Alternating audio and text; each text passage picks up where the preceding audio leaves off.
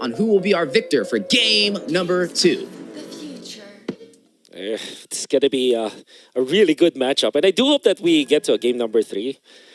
Just because of how good the two coaches are drafting. I mean, just for game number 2, that's what I can say. It makes for an interesting draft, and I kind of want to see more. But at the same time, obviously, AP Bren would want to close this out 2-0. The way that they drafted this is to win the lanes, right? So you have the Lapu-Lapu, which is a hero that rarely loses lane. Really good in that regard.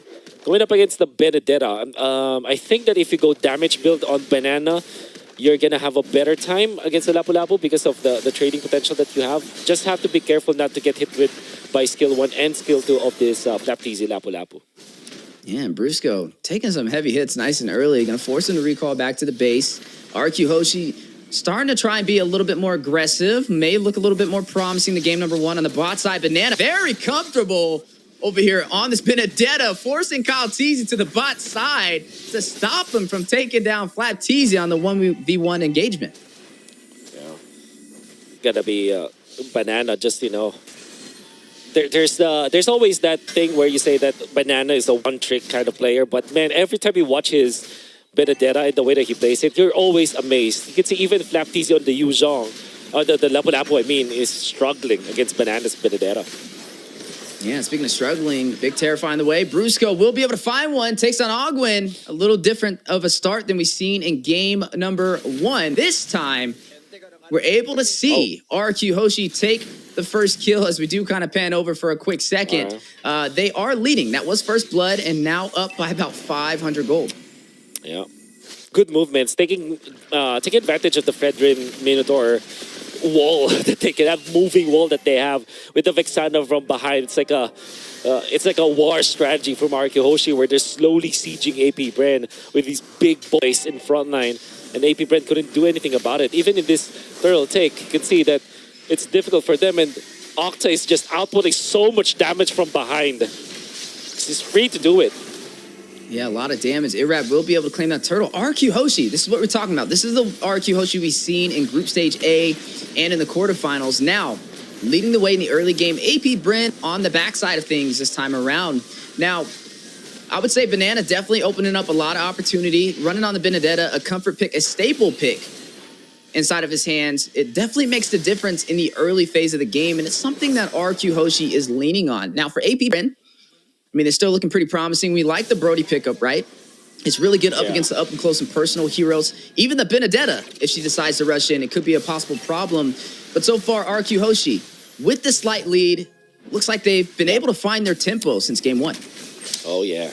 And even Skylar is leading when it comes to the EXP going up against Super Marco, if I'm seeing this correctly. But there was a time where Skylar was level 5 and Super Marco was level 4. Super Marco had to go back to base, and this is looking really well for Rrq Hoshi. All of the lanes are going in their favor, and all of the core heroes from Rrq Hoshi are getting the farm over their designated matchup. So that's definitely a good sign. 3 minutes, 38 seconds to get the Feather of Heaven.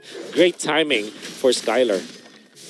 Yeah, and Super Marco going to go ahead and pick up that Blade of Heptases for some great initial burst damage. Brusco trying to find an opportunity for the side of Rrq Hoshi. It looks like they're going to go in for a possible pick-off. Rushing straight in a few, but he may be able to make his way into that tier 2 turret. Irad, thirsty for the kill, but not able to close the distance for the setup. The Irad with just the pokes. I mean, look at him having the freedom to do this because of Brusco's protection.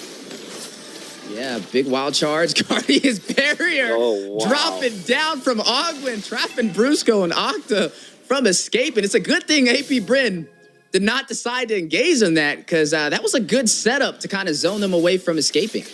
Yeah. Great plays coming up from Rrq Hoshi. You can see that without the wild charge, AP Bren might not be thinking about taking the turtle, actually. Maybe they just go for pickoffs. But in comes the turtle fight. Yeah, sitting at about 75% HP. Irad on it over here with the Fredrin, being a little bit of a bully, not afraid to take the fight up close and personal. Rushes into Ogwin for the setup. Teasy zoned out from Brusco. Rrq Hoshi, total control of the jungle and turtle pit so far, even extending into the purple buff, but Irad may be a little too close if they decide to engage. Big Manoa Fury, triple knockup onto AP Bren. Brusco with the setup, forcing out the electrifying blow and the nether realm coming alive from Few as both teams still fighting it out over this turtle. Neither side able to find the advantage they were looking for. Well, Kyle is low, and Irad is half HP, but does have the sustain from the as a Fredrin. And they're trying to buzz from this turtle. Who takes it, though? Ooh, it looks like Octa will get the steal for Rrq Hoshi. Brusco will fall, though. Super Marco finding his first kill of the game. That will go into the hands of AP Bren, but they lose the neutral objective.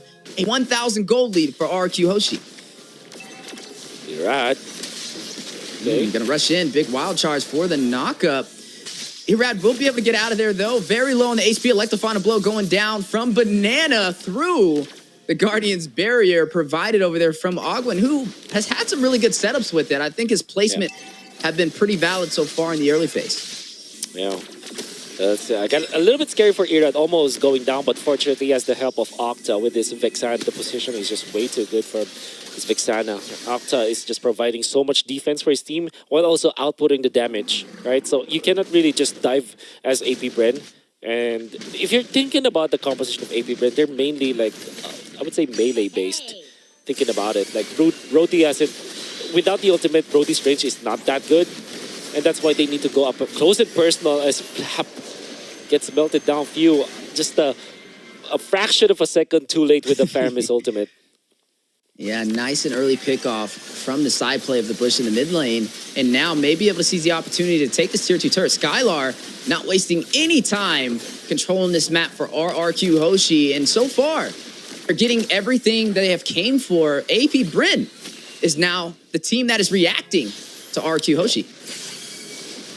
It's really good from Rrq Hoshi. This is the tempo that we're looking for. And like we said, like these four people, they will not leave each other. They will let Banana do the split for them. And both Octa as well as Skylars, they're going to be able to output the damage that they needed because of the two bad dudes in the front line. That's Irad and Brusco.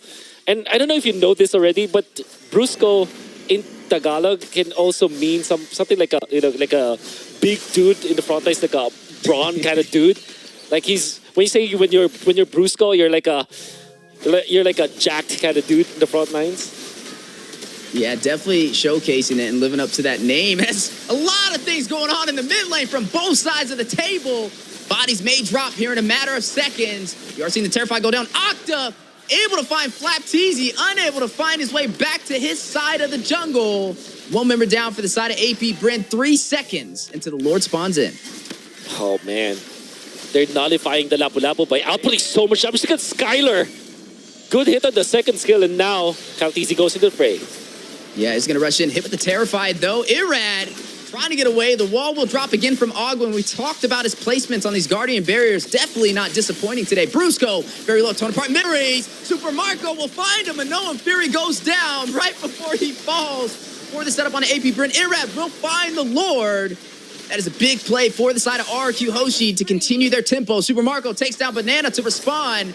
2 members falling for the side of Rrq Hoshi, but able to claim this Lord.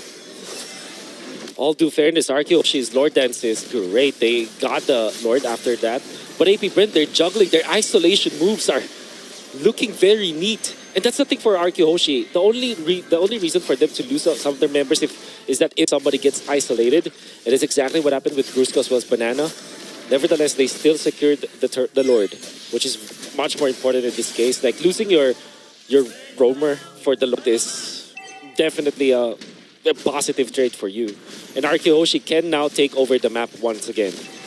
Yeah, with that Lord marching down on the bot side, they may go in for some additional turrets. I mean, look at the top lane. Skylar, again, will take another tier 2 turret in their favor. Now leading 4 turrets to none against AP Bren, and may claim some more in the mid lane as they are going to siege for that tier 1. It will fall into their hands. 3 major objectives, 2 turrets and a Lord over to their side so far. Even on the kills, though, but down in the economy by 4,000 gold behind AP Bren.